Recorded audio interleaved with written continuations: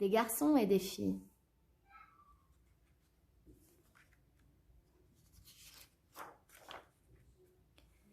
On rapporte que par le passé, un des princes arabes était surnommé Abu Hamza. Dans sa jeunesse, il épousa une jeune femme d'une autre tribu, et ils vécurent dans un bien-être et une sérénité. Puis, elle tomba enceinte de lui. Alors il fut extrêmement heureux parce qu'il souhaitait avoir un garçon qu'il appellerait Hamza et qu'il éduquerait pour qu'il devienne un cavalier adroit et agile comme son père. En effet, dans sa tribu, il y avait de nombreux cavaliers courageux. Ce prince attendit avec impatience la venue de ce nouveau-né, Hamza, et rapidement ses rêves se dissipèrent lorsque sa femme lui donna une fille extrêmement belle comme la lune. Il dissimula sa déception et veilla longtemps en réfléchissant à comment il allait agir avec les hommes de sa tribu, qui eux étaient déjà des pères et avaient des fils qui étaient déjà devenus des cavaliers. Au matin, la nouvelle fut diffusée dans la tribu et tous vinrent le féliciter pour la fille qu'il avait eue, en invoquant en sa faveur et en faveur de son père et de sa mère pour leur demander le bien. L'affaire devint plus légère à gérer pour lui, surtout que certains vieillards de la tribu avaient eu pour premier enfant une fille et personne ne les avait blâmés pour cela.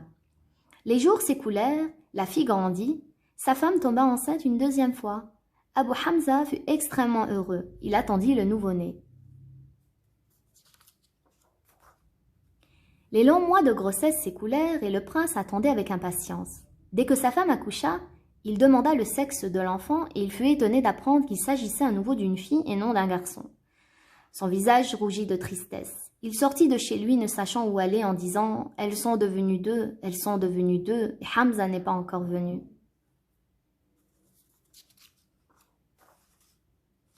Le prince délaissa sa maison et il s'abrita dans une maison proche. Il ne voulut plus voir son épouse ni ses deux filles, mais il leur envoyait régulièrement la charge obligatoire.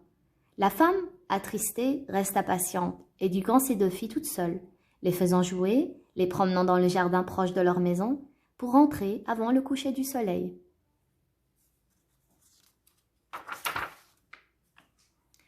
Un an après la naissance de la deuxième fille, le prince Abu Hamza ressentit de forts besoins de passer auprès de la maison de sa femme et de ses deux filles. Et quand il passa près de la fenêtre de sa maison, il entendit sa femme chanter pour sa petite fille en lui disant « Pourquoi Abu Hamza ne vient pas à nous? Il nous boude et reste dans la maison toute proche de chez nous. En colère parce que ce n'est pas des garçons que nous donnons naissance? Par Allah, ceci n'est pas en notre possession ni de notre puissance. Seulement, nous prenons ce que Dieu nous a donné. » Le prince fut étonné d'entendre ces paroles pleines de moralité et qui comportent l'indication suffisante que le sexe des enfants n'est pas par le choix des pères et des mères, mais c'est Allah Ta'ala qui donne à qui il veut des garçons et à qui il veut des filles, par son équité, sa sagesse et sa volonté. Abu Hamza ne put s'en contenir et pénétra dans sa maison. Il embrassa la tête de sa femme et serra contre lui ses deux filles, après que son épouse lui ait donné une leçon sur le fait de se satisfaire de ce que Allah Ta'ala nous accorde. Wa barakallahu fikum.